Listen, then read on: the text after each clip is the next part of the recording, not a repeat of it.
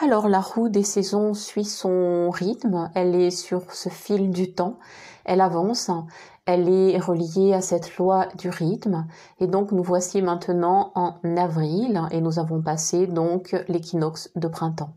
Donc nous rentrons dans un premier mois complet de printemps et rappelez-vous qu'avec ce travail sur le saison, nous sommes sur une approche à la fois énergétique, initiatique, spirituelle, mais aussi écologique du temps, de la vie, du rythme, avec un principe de résonance qui permet de vous mettre donc en vibration résonante avec l'esprit d'une saison, qui n'est évidemment pas le même esprit que celle qui précède ou que celle qui suit. Et c'est comme un portail d'initiation naturelle qui vous permet de travailler sur les principes et les vertus et les qualités précises reliées à une saison, à un moment donné, et même en faisant un focus sur une période, un mois, un commencement dans aussi la saison et dans le mois. Donc nous sommes en train de travailler avec évidemment un calendrier lunaire, un calendrier solaire, avec un travail qui se fait comme en fait des agriculteurs, des cultivateurs, des paysans qui travaillent leur vie comme un jardin, qui sont comme un jardinier pour leur propre vie, reliés bien sûr aux lois de l'univers, au temps qu'il fait, c'est-à-dire au temps, est-ce qu'il fait froid, est-ce qu'il fait chaud, est-ce que c'est une intersaison, est-ce que c'est le matin, est-ce que c'est le soir, est-ce que c'est sec, est-ce que c'est humide, le temps qu'on a, c'est-à-dire le temps dont on dispose pour prendre soin de ce jardin, et puis voilà, le temps que l'on se donne pour vraiment être un meilleur jardinier qui prend vraiment soin de sa terre. Donc de façon matérielle, organique, et ça bien sûr l'organique c'est votre corps, c'est ce travail du corps physique, la terre, votre terre, avec l'esprit, l'aspect plus énergétique, plus subtil, et donc plus spirituel de ce qui nous relie au travail avec les saisons. Donc cette roue solaire qui avance donc dans la saison printemps, elle nous invite avec le printemps à de nouveaux commencements, à quelque chose qui est comme une ode à la création. Et c'est véritablement une ode à la création. C'est un moment où la sève remonte, la sève est remontante, et c'est vraiment comme une explosion de vie qui se manifeste. C'est bien sûr le retour du soleil. Et puis, il y a ce symbole très fort associé au mois d'avril, donc l'arbre. L'arbre avec ses nouvelles pousses, l'arbre qui va fleurir, donc évidemment la symbolique de l'arbre de vie. Et tous les symboles que l'arbre représente dans ses fondations, dans les buts réalistes et réalisables, dans son enracinement et toutes les corrélations entre les racines, les branches, les feuilles, l'air, le sol, la vie autour, voilà tous les éléments qui permettent à l'arbre de vous amener dans une double appartenance qui est à la fois verticale, donc enraciné à la terre comme au ciel, quelque chose qui s'élève, qui se redresse, qui s'étire, qui se déploie, qui cherche la lumière qui revient, vraiment qui s'en nourrit et qui s'y abreuve aussi. Et puis dans cette autre appartenance qui est aussi une dimension horizontale, parce que au printemps, il y a quelque chose au niveau du temps, au niveau des relations qui s'ouvre, il y a de l'autre, il y a de l'altérité, et c'est vraiment le mois où quelque chose change au niveau relationnel. Il y a plus d'ouverture, il y a véritablement beaucoup plus d'ouverture. Donc ce mois d'avril, il s'ouvre avec des vertus qui sont la foi, l'espérance et l'amour. Et en avril, il convient de bien s'appuyer sur ces trois vertus qui sont des vertus vraiment fondamentales. C'est-à-dire que quand on est sur une porte donc d'ouverture qui est naissance et renaissance à la fois, qui ouvre à l'extérieur, ça veut dire que la vie revient, on renaît, et il y a une confiance absolue au processus. Et ce qu'on pourrait appeler la foi, moi je l'appelle en fait l'enthousiasme. vraiment l'enthousiasme, c'est vraiment l'envie de l'envie, c'est vraiment la joie spontanée, c'est la joie de l'enfant, c'est la joie d'apprendre, la joie de connaître, mais aussi la joie du passage, parce que avril nous amène aussi vers Pessah, le passage, le temps de Pâques, qui symboliquement représente l'engagement, le lâcher-prise, pour aller en fait non seulement vers le meilleur de soi, mais aussi vers un autre soi, c'est-à-dire un soi complet, je dirais le vrai soi, soi avec un grand S, dans toutes les dimensions de l'être qui sont propres à chacun, chacune. Donc ce temps de passage est inévitablement un temps de changement, de transformation, de mutation. Et cette métaphore, représentation de la chrysalide en papillon est vraiment une très bonne image pour exprimer et authentifier qu'il y a véritablement en tous et pour chacun transformation et je dirais même mutation, transmutation. Il y a vraiment une mutation profonde qu'on appelle la renaissance ou que la tradition autour de Pâques appelle aussi la résurrection. Donc c'est une forme de retour à la vie pour être encore plus vivant. Et c'est-à-dire que dans ce jardin de jardinier, vous allez avoir plus d'abondance, ça sera plus fertile, plus généreux. Et il y aura évidemment un esprit de gratitude et de reconnaissance pour la récolte qui s'annonce. Mais ça sera pour l'été.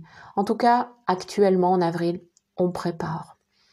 Et pour préparer, pour ouvrir, en fait, il faut couper tous les fils qui t'empêchent en fait de prendre ton envol. C'est-à-dire l'ancien, l'obsolète, l'inutile, les habitudes. Et ça s'appelle le lâcher-prise. Pour en fait planter de nouvelles semences, en tout cas les meilleures semences que toi tu souhaites planter, pour repartir comme à neuf, en tout cas un jardin plus grand, plus beau, plus abondant, comme une sorte en fait de paradis que tu te souhaites. Et vraiment, ça suppose qu'il y a une porte qui se ferme à l'ancien. Et pour clore, il faut donc véritablement couper ces fils qui empêchent ton élan vital d'être déployé, qui retiennent ta spontanéité, qui te referment au lieu de t'ouvrir. Et donc, cette période d'avril, c'est la période de l'année en fait extrêmement vivante, vivifiante. C'est un temps de vie où il y a vraiment des couleurs, de la gratitude. La vie est partout.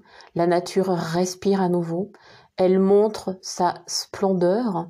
Et comme il y a loi de résonance, elle nous montre que nous y sommes invités aussi parce que il est de notre nature d'exprimer cette respiration, cette splendeur et cette surabondance de vie et de couleurs.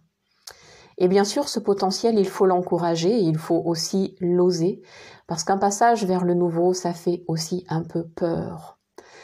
En route vers le nouveau, c'est-à-dire vers ta beauté, vers ta lumière, ça peut faire un peu peur d'oser donner à ta propre vie toutes les saveurs, les vraies couleurs, un espace immense, voire infini, une respiration ample et consciente, et puis d'être à la fois dans l'être, le faire, et puis dans une réalisation de soi qui est, j'allais dire, incommensurable, c'est-à-dire sans limite. Donc avril, tu l'auras compris, est un mois qui booste et réveille la vie en toi, les envies de couleurs, les envies de danse, les envies de chaleur, les envies de soleil, les envies de fleurs, de partage, de lumière. Donc ça active ce qu'on appelle le désir d'être, le désir de vivre, le désir d'être maître en son jardin, en son royaume, le désir de son être profond, de sa vérité profonde. Et cette vérité-là, pour exprimer ton être complet, il passe bien sûr en avril par 3 supports essentiels que tu connais fort bien. C'est le rapport au corps, donc la nature physique, souffle, sensation, toucher, goût, multisensoriel du corps. C'est un aspect. Il y a un autre aspect qui est la dimension de l'âme, c'est-à-dire ce à quoi tu aspires, tes inspirations, ta respiration, ta vérité unique, intime, sincère, authentique. Et puis un troisième élément pour déployer cet être complet, c'est évidemment le rapport aux sentiments, aux émotions élevées et donc la dimension du cœur.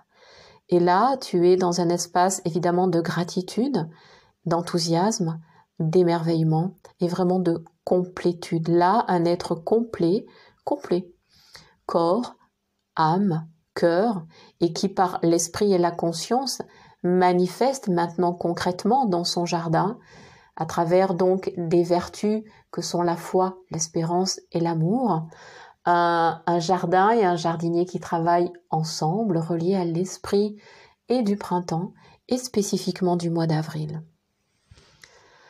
Alors je disais, on est sur une sève remontante, la vie se manifeste. La sève, rappelle-toi, elle est l'essence du végétal. Elle évoque symboliquement aussi le savoir et la sagesse. Elle apporte de l'énergie, elle emporte les déchets, elle nettoie, donc elle fait de la place à de nouveaux projets, comme à de nouvelles cellules, de nouvelles graines, pour que quand elles vont pouvoir germer, maturer, croître en terre vers l'extérieur, elles vont amener une vie nouvelle. Et la sève est souvent comparée à cette autre métaphore qui est une eau de jouvence, l'eau de vie, l'eau de la vie, qui nous ramène encore à cette idée, concept de vie éternelle et de résurrection. C'est-à-dire cette aptitude à pouvoir se renouveler, se ressourcer sans cesse, à la fois aux forces cosmiques et aux forces telluriques. Parce que la sève qui emporte l'essence du végétal, des végétaux, c'est évidemment aussi la sève des arbres. Rappelle-toi, l'arbre de vie, l'arbre de ta vie. Et dans les arbres, la sève coule, elle s'élève, elle coule vers le haut. En fait, c'est une force en mouvement qui s'active sur une verticale depuis la terre vers le ciel. Et c'est absolument magique et incroyable parce que cette force en mouvement, cette dynamique, il faut une puissance incroyable pour faire remonter la sève et je dirais la structurer pour qu'elle soit un jaillissement de vie, un jaillissement de pulsion de vie, d'élan de vie, d'élan vital, d'ouverture et vraiment de complétude dans quelque chose qui a vraiment à voir avec tes envies et ton désir et bien sûr le plaisir, la joie d'être, la joie complète de ton existence. Donc pour l'essentiel, voilà qui a été dit.